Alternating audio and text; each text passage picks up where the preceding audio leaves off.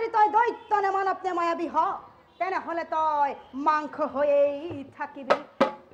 আৰু যদি সঁচাই যদি মাংস হোৱা তেনেহ'লে এই মাংস টুকুৰাৰ পৰা সুন্দৰ দেৱ শিশু হৈ জনম লবি অভিশাপ দিমুনি নিজ চানে গলা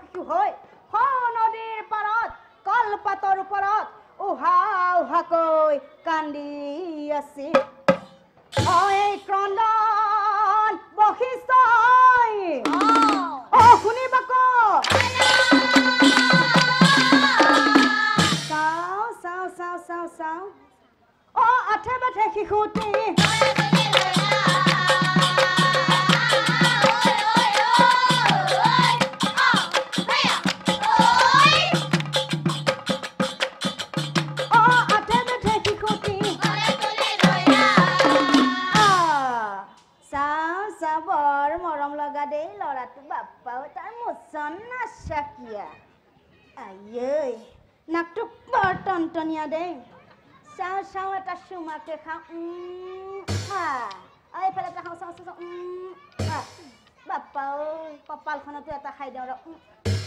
বাপ্পা ঐ মুটি দিলা খা বাপ্পা ঐ বৈজা তাই চলিটো মস্ত থবা কিন্তু বৈজা আৰু তেতিয়া বশিষ্ঠমুনিয়ে মনে মনে ভাবে কি ভাবে এই শিশুটি মই দুই ৰাণীৰ হাতত গতাই দিবয়ে লাগিব হয়নে শিশু লৈ বশিষ্ঠ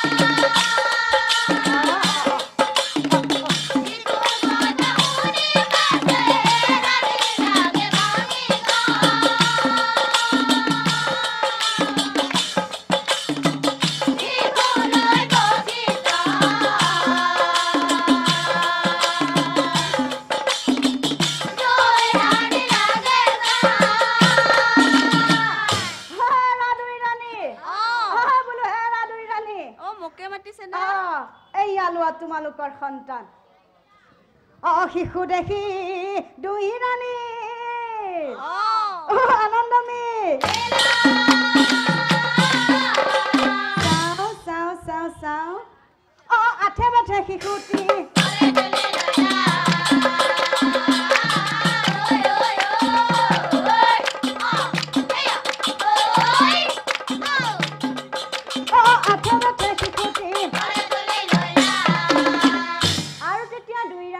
বশিষ্ঠমুনিক চাই কৈছিল কি কৈছিল হেৰি মুনিবৰ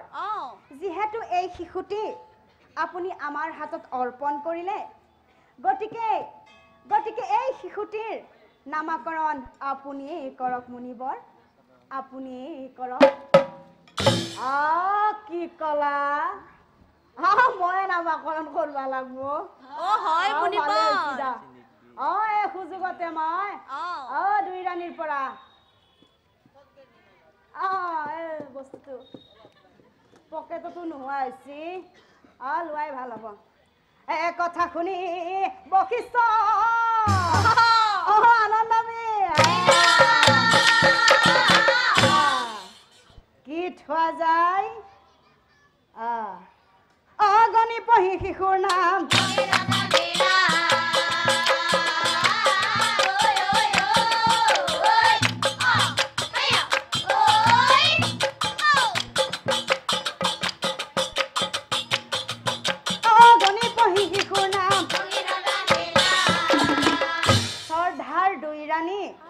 আৰু প্ৰজাগণ এই শিশুটি মই বহু গণনা কৰি এই শিশুটিৰ নাম মই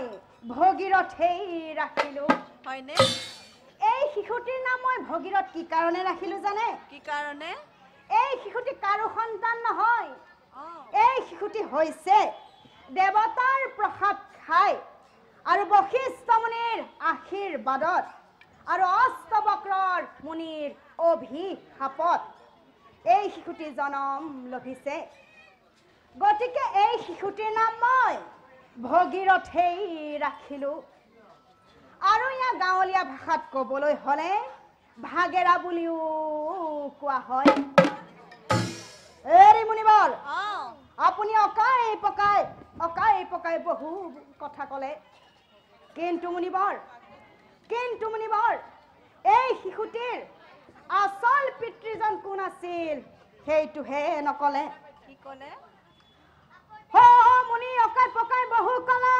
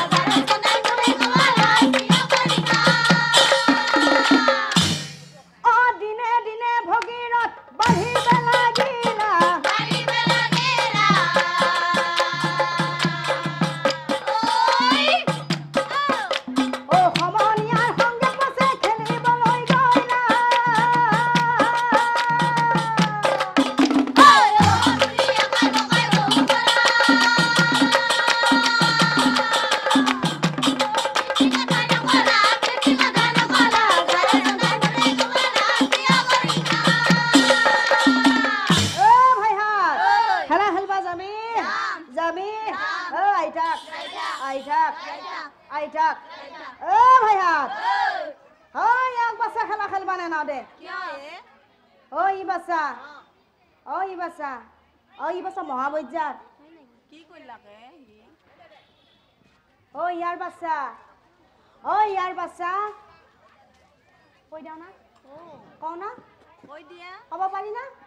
কৈ দিও ইয়াৰ বাচ্চা পিতাক নাই ই বাচ্চা জালস সন্তান ইয়াক বাচ্চা ধৰি মাৰো দে ধৰবি সমনীয়াৰ সংগে খেলিবলৈ